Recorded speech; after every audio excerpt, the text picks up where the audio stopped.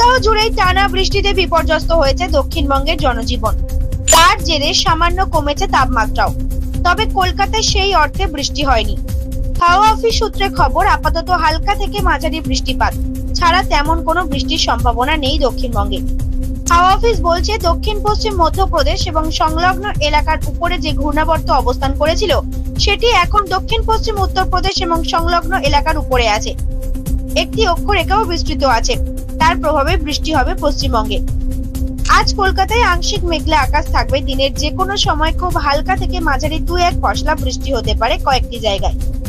তবে আজ ফের দিন ও রাতের তাপমাত্রা বাড়বে। বাতাসে জলীয় বাষ্পের পরিমাণ বেশি থাকায় অস্বস্তিও থাকবে। কলকাতা শহরের সর্বোচ্চ তাপমাত্রা ছিল 32 ডিগ্রি সেলসিয়াস, যা স্বাভাবিকের থেকে 1.2 ডিগ্রি সেলসিয়াস কম। সর্বনিম্ন তাপমাত্রা ছিল 25.3 ডিগ্রি সেলসিয়াস, যা স্বাভাবিকের থেকে 0.7 ডিগ্রি কম।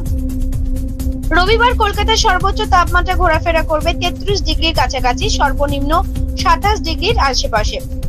অন্যদিকে ভারী বৃষ্টিতে বিপর্যস্ত উত্তরবঙ্গ। যদি হাওয়া অফিস জানিয়েছে, উত্তরবঙ্গে আজ থেকে বৃষ্টিপাত কিছুটা কমবে।